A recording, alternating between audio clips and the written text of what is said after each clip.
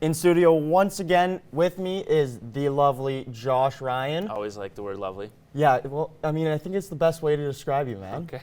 Well, I think we're just going to kick it off here with a little bit of local sports here. The Holy Rosary Raiders volleyball teams were hosting their zone championships this past weekend.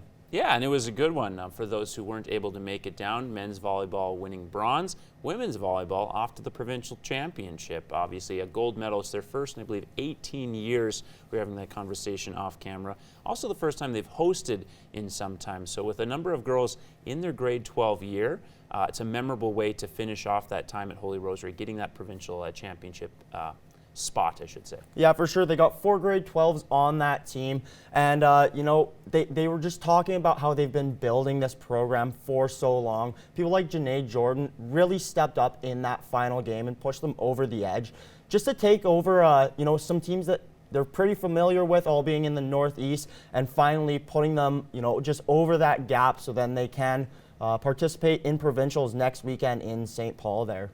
Indeed, and obviously for Janae Jordan, it's been a long road from where she had shoulder problems when she was 15, but a little bit of Team Sask experience and getting to play right away on this Holy Rosary team helped pave the way for that performance. Another Raiders team was in action over the weekend. They, of course, win pretty handily to go on to the provincial final where they will once again face the Cochrane Cobras. It wasn't as great a result for the Lloydminster Barons. Yeah, the Barons, unfortunately, just losing by 1 point. This is actually the 3rd year in the row that the Barons and the Austin O'Brien Crusaders have played, and every single year it's been a 1-point game. With Josh, you mentioning that you know, it was a missed field goal last season. Unfortunately, this year, you know, they just couldn't get that bounce in their favor.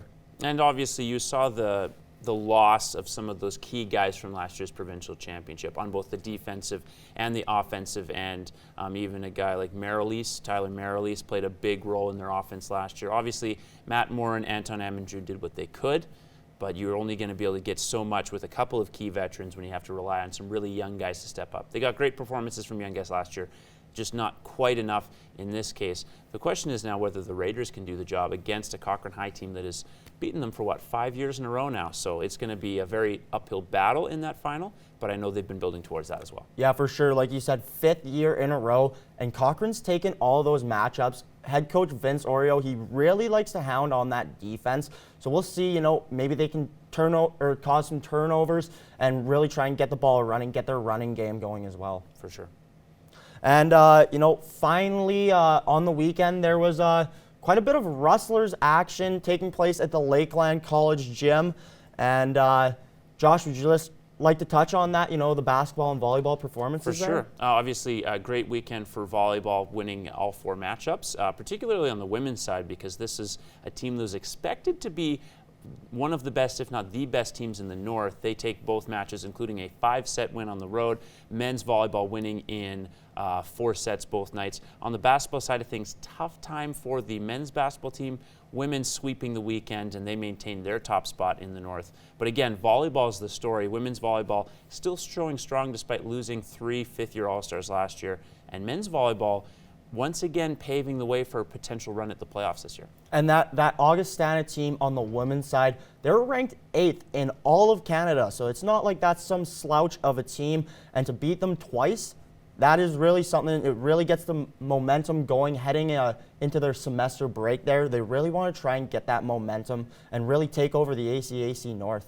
Absolutely, and some momentum was finished off, if we can end really quickly, with, of course, the Bantam football team in town winning a provincial championship, also taking place at Holy Rosary. Yeah, the Red Dogs took part in a game against the Stettler Cougars where they won 30-21. So a little bit of a tight game there. Vince Oreo, once again, head coach there. So, you know, I bet he's thinking maybe I can get 2 provincial championships this year. I guess we'll really see what they can do there with, you know, as he did win with maybe some future Holy Rosary Raiders there.